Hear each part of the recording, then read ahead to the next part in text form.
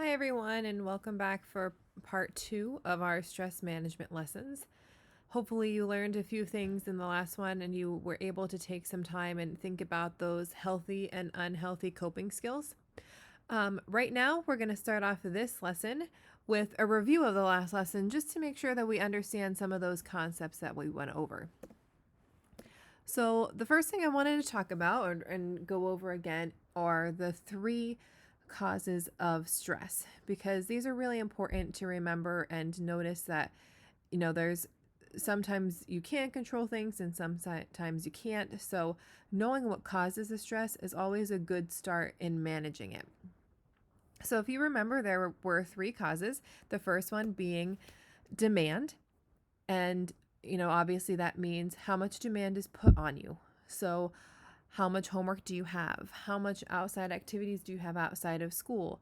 What are the expectations of your parents or family members or friends um, that may put more demand on you than you put on yourself? And another way of thinking that is how much demand do you put on yourself? The second one, or the second cause of stress, is control. How much control do you have over a situation? And again, like we talked about in the last lesson, unfortunately, a lot of the times teenagers do not have control over the situations that they're in, which is another major cause of stress in teenagers. And finally, there is support, which we're actually going to talk about a little bit later in this lesson, too. How much support do you have for the times that you are stressed? And who can you go to? So, once we talked about the causes of stress, we moved on and we talked about healthy and unhealthy coping skills. And if you remember, a lot of these we said depended on the situation and how people were using the coping skill and whether it was healthy or unhealthy.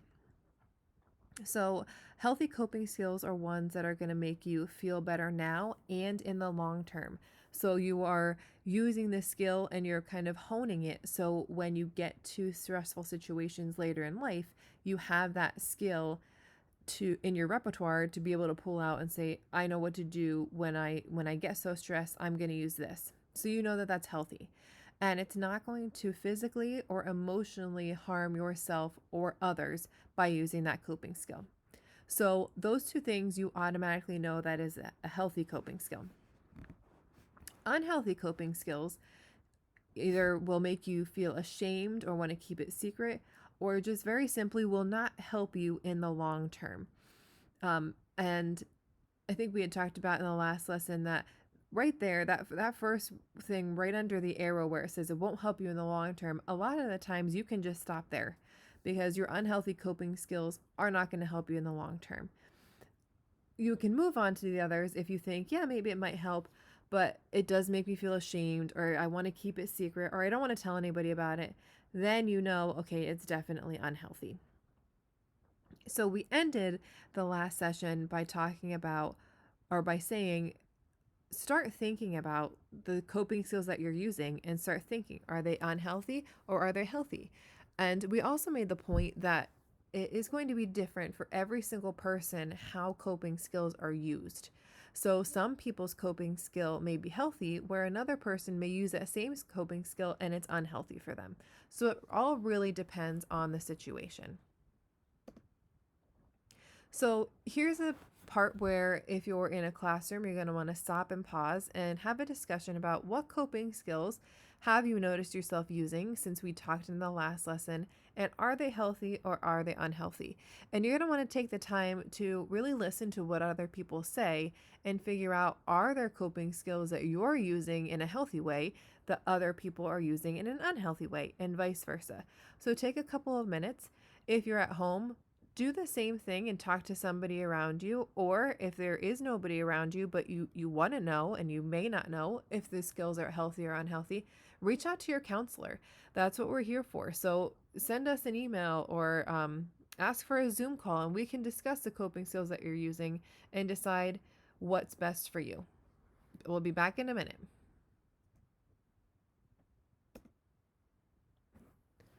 Okay, so to start the new information in this lesson, I wanted to do a quick video that has a lot of information about teen stress. So we're going to take a few minutes and watch this, and then we'll be back into our discussion. We're gonna share a high and a low experience from this last week. A low for me is I had my first anxiety attack like I want to say 3 days ago. So that's stressful. I've had a lot of friends throughout my life that have really struggled with their mental health, and I felt like it was something that wasn't being taken seriously for people that were young. I do think student stress is getting worse. I mean, the majority of people I know were getting 4 hours of sleep a night, and it's like, I can't have a crisis right now, I'm too busy. One of the main stressors is academics. The pressure to perform at a very high level academically, the pressure to just be well-rounded. Being on a sport, trying to get into college, in general, things are more competitive. So there's just been this sort of like ramp up of the expectations and what you need to do to succeed.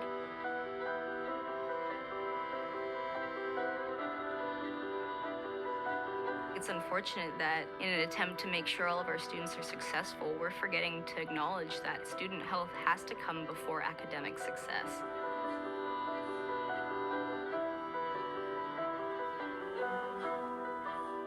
I almost didn't graduate. It was a struggle. I was going to classes and putting my head down and just kind of sleeping through classes. I myself went through a really hard stage of depression my junior year where I didn't want to come to school and I didn't want to get out of bed. I've known quite a few people who have been suicidal and have been very close to taking an attempt.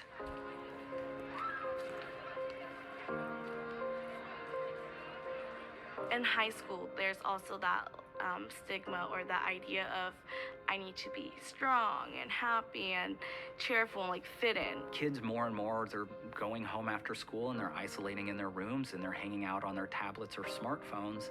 And there's just this lack of support mixed with this false version of who people are and their success.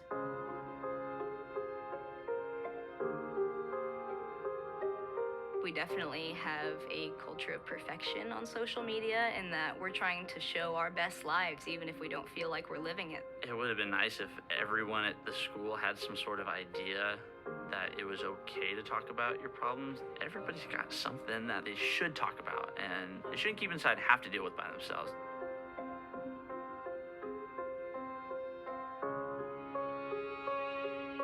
Not everybody can talk to an adult. Maybe they need a peer to talk to, someone their age that might be going through what they're going through or have experience. In high school, all of the stressful things all mixed together in a pot inside of you, and it's a lot to handle. Because kids are coming into teachers' classrooms every single day, it's important for those teachers to let kids know that they care about them.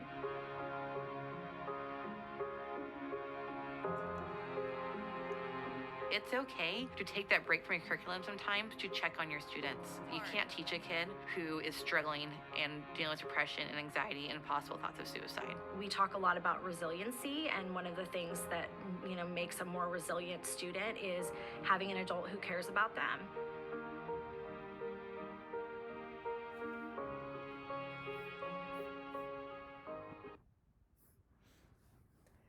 Okay, so there's a lot of heavy topics in that video and a lot of good points to consider. And I hope that all of you know that we know as counselors and as teachers that coming to school doesn't mean that you erase everything that's happening outside of it or even the things that are going on inside of it.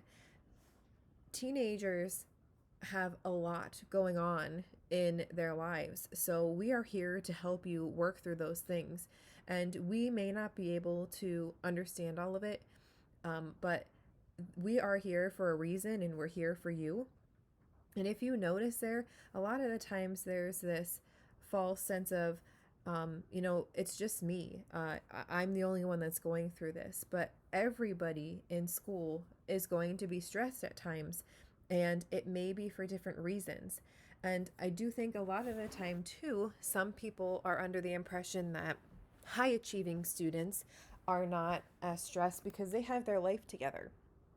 Or low-achieving students are not as stressed because, maybe they're not focusing much on on classwork, where that's all, no matter where you are in school, you're low achieving maybe for a reason. All of our students are incredibly smart, but they may not be getting good grades because things are going on at home, where other students are really smart and really working hard, and they're stressed because they're doing so much of that. So everybody is having, there's a reason why they're stressed, or a reason why things are going on in their life, and we want to understand that, and we want to be the people that you come to for that help. So the first question I have here, if you're using this on a Nearpod, it's going to be a poll, and the question is, do you feel like you have a trusted adult to go to when you are feeling stressed? And I'm asking this question specifically saying an adult, because I know that many students go to their friends when they're stressed, but peers at times are good, but when it gets too much, sometimes your peers aren't the ones that you need to talk to. You really need to go to an adult. So teachers, take a second and pause, and talk to your classes about this. If you're listening to this at home, think about it. And if you do have that trusted adult, that's great. If you don't, again, please reach out to your counselor so we can be that trusted adult for you.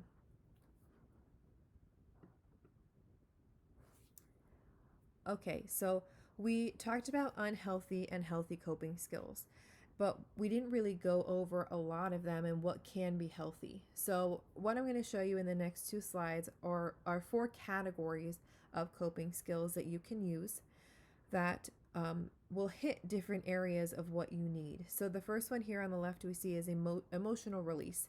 So getting your feelings out in a healthy way. And this, we talked to the last one where, crying. Some people think that crying is not a good way to cope, but it is. For many people, it lets out so many feelings and lets out so many emotions. So letting yourself cry is a great way for an emotional release. Watching something funny and letting yourself laugh, and that just getting their feelings out and making yourself feel happy when there have been times where you haven't, another great way. Talking to a mental health professional or a trusted adult like we had just talked about, that is a fantastic way, because many times a lot of us are not going to want to talk to someone that may be part of the problem, or may know you a little too well. And especially talking to a mental health professional, somebody that's outside of where you live and where you are going to school, it's a great person that can be neutral and can listen to your side and understand your story. On the right hand side, we have self-compassion. So this is something kind of like building your positive self-talk about yourself. Too many times I see students, and I'm sure you guys do too, you have your friends that are very negative, and that is just building that stress. So having the self-compassion and telling yourself you're doing your best, getting rid of the negative self-talk telling you need to do better.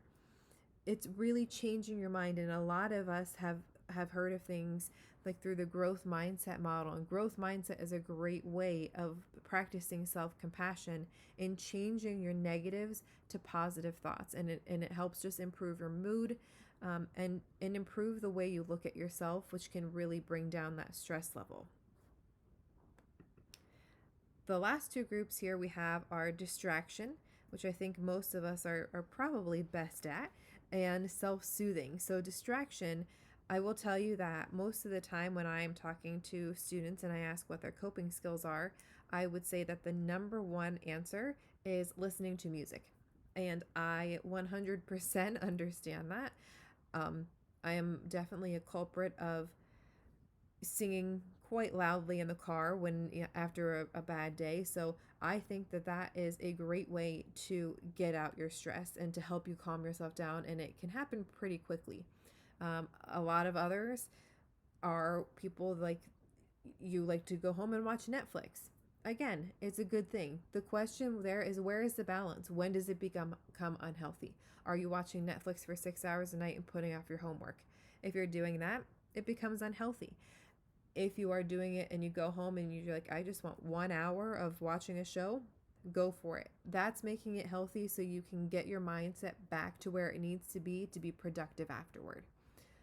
The other ones I want to point out here are, maybe not something online or listening to, but painting and drawing. And another one that I don't think is on here is writing. Writing a story or writing out a journal. I've seen many different recommendations where psychologists are telling people to journal before they go to bed as a way to wind down for the day and kind of close it out so you can go to sleep and have that feeling of closure at the end of the day. So doing those things and exercising, another great way to distract yourself from the stress and to clear your mind. Self-soothing is the last one, which I think looks like the calmest and the most relaxing of the groups here. So breathing deeply. I'm sure a lot of you have heard of mindfulness, and I know some teachers actually use it in their classrooms, and this is a great way also to just look into yourself or take a few minutes to just calm yourself down and figure out where you want to go next.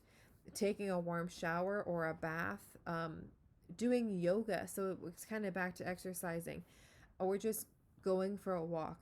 A lot of the times here you'll notice it's being by yourself.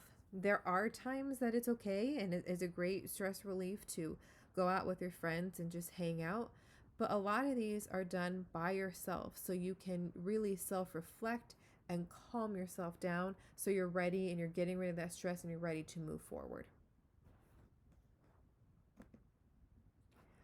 So through the next couple slides, there are scenarios on here. So I am going to click through them. And if you are in class, you're going to want to pause this and talk with through each scenario. And what I want everybody to do is think of something that you've seen people negatively respond to in these situations, so a negative coping skill, and then look for or come up with a positive coping skill that they can use instead. If you're at home, take the time to pause on each scenario and pick out a positive coping skill that you can do for each one. So I will click through and I will give it a couple seconds before I click to the next slide to allow you guys the time to pause on each slide.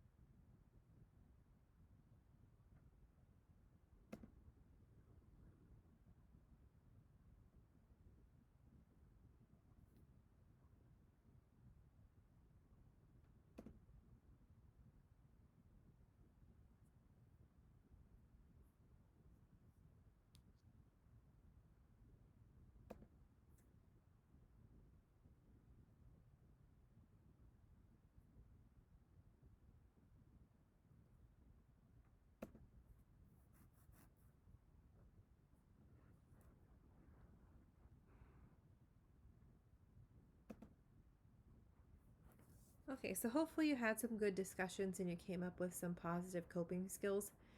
Right here at the end is where I just want to have a discussion in your classroom, or if you're at home, if you could use this discussion later tonight and talk to your family about it and discuss what healthy coping skills work best for you. And notice that now the last time we talked about unhealthy and healthy, now I really want you to focus on the healthy. So talk with your friends, and this can even be a conversation that continues outside of this lesson. So it's a good way to build up a repertoire of your coping skills that you know work for others.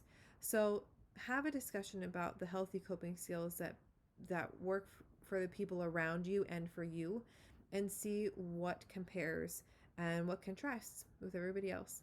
This is where we're going to end our lesson today. Thank you all very much for paying attention. We do have one more lesson past this, so I hope to see you back for that one.